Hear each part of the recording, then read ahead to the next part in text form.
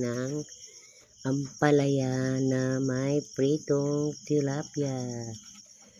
Ayan guys, magmukbang tayo. Ayan guys, nagprito ako ng tilapia guys. Tapos nagluto ako ng ampalaya na may itlog. Favorite ko kasi yan guys, ang ampalaya. Ayan, samahan nyo ako guys kumain, magmumukbang. Ayan, ako ay nagbo-voice over kasi ang ingay-ingay ng mga tugtog dito sa mga kapitbahay guys. Kaya ako ay nagbo-voice over na lang. Ayan, busog na naman ang ulan. Sobrang ulan dito guys, bagyo. Kaya ang sarap kumain pag nag-ulan-ulan, malamig. Kaya maraming salamat sa inyo guys. Thank you so much. Hala, kain na tayo guys. Ayan, lamon na naman ang inyong lola. Ayan, nagsabad-sabad naman ang aking pusa dahil guys, oh. Ganyan siya pag kumakain ako, nakaabang kasi kakain na naman yan. Pinakain ko na nga yan eh. Kasi ayaw ko maisturbo eh. Ayan na naman, oh, ayan. Nag-aano na naman, nag-aabang na naman. Kakakain lang yan guys ng aking alagang pusa. Nung nandoon pa ako sa Manila guys, ang dami kong pusa doon. May vlog ako dyan, marami akong pusa, siyam. Yung mga rescue ko dati na mga pusa ngayon, lumipat na kami dito sa Pampanga guys. Kawawa yung mga pusa ko guys, hindi sila nadala. Kaya parang hindi ako makamove on kasi ang tagal ko nang inalagaan yun guys. Tapos naiwan, hindi ko man lang nadala dito kasi hindi sila pwede sa truck na sinakyan namin kasi sobrang nilang dami. Kaya iniwan ko doon guys. Tapos ayun, pinupuntahan lang ni mister kasi si mister nandoon man lang nagtrabaho. Ngayon guys, yung may-ari ng bahay guys, yung may-ari ng bahay, binawalan siya doon, magpakain man lang sana ng pusa. Ang pusa namin kasi naawa kami, hinahatid-hatiran ni Charlie, yung asawa ko guys, ng pagkain kahit man lang sa gabi lang, dinalamihan lang niya. Tapos ayun guys, hindi na binawalan siya sa may-ari kasi nagalit siya na umalis kami doon. Kaya ayun, napabaya, hindi na namin napakain yung pusa namin doon. Kaya ayun, lulungkot talaga ako guys kasi dapat pala pinost ko yun sa FB, no? Dapat pinost ko yun mag-adapt para man lang makakain sila ng husto. Kaya problema talaga ako ngayon, baka hindi na sila makakain. Kasi may mga vlog ako dyan, yung dati kong mga pusa, ang dami. Kaya ngayon, may bago na naman ako ditong, rescue. Nangangapit bahay lang yan guys. Tapos, hindi na siya umalis. Dito na siya sa bahay kumakain. Ayan oh, tingnan mo.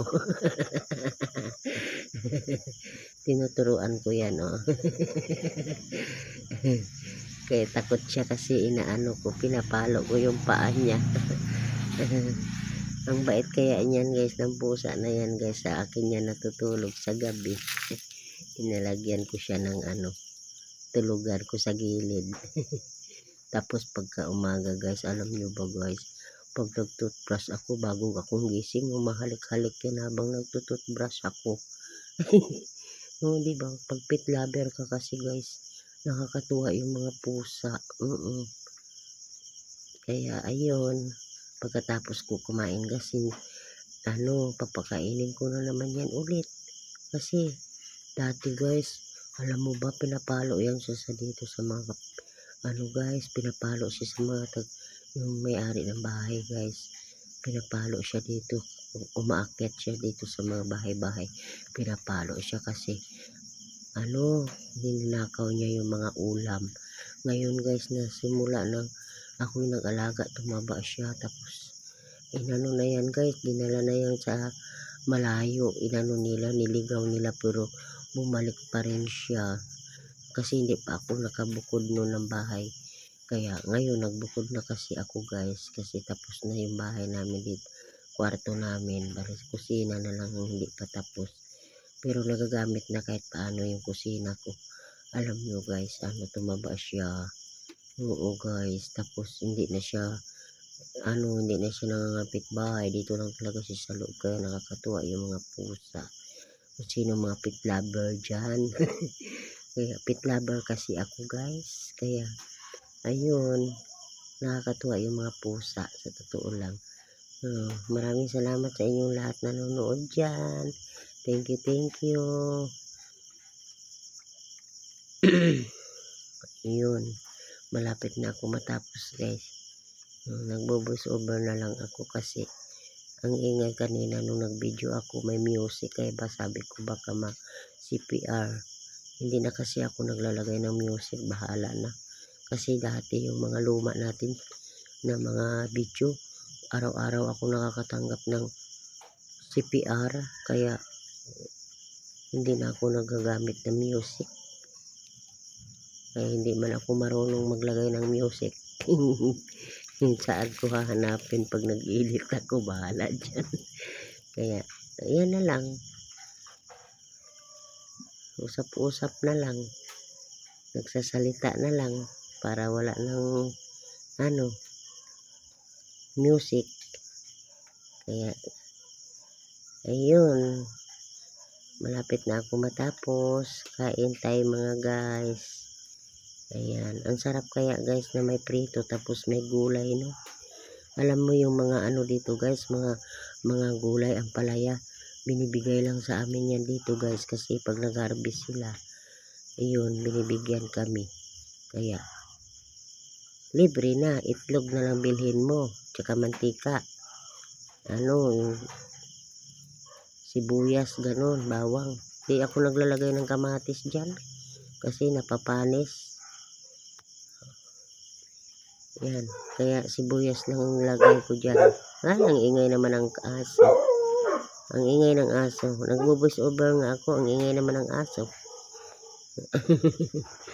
Ayan, nagsandok pa ulit. Tala, ang dami ng nakain. Gulay, ubusin ko na lang yung gulay guys, kaya baka lalo nang mapanis.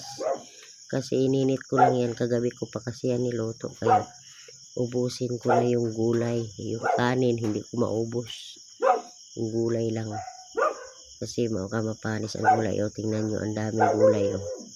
Papakin ko yung gulay guys, tapos yung kanin hindi ko yan uubusin kasi ang dami. Ipapakain ko na naman yan sa alaga kong pusa. Tapos may aso dito, yung bayaw ko, ako rin nagpapakain ng aso niya kasi dalawa yung aso niya. Yung aso niyang may lahi, yung aso niyang isa, ako nagpapakain. Kaya ipapakain ko yan sa kanila yung tira kong kanin kasi parang ang dami yatang pagkasandok ko. Ayun yan, nakadalawa na akong tilapia guys. Sarapan talaga ako, prito at saka gulay. Di ang sarap. Maulan-ulan dito, ay sarap kumain.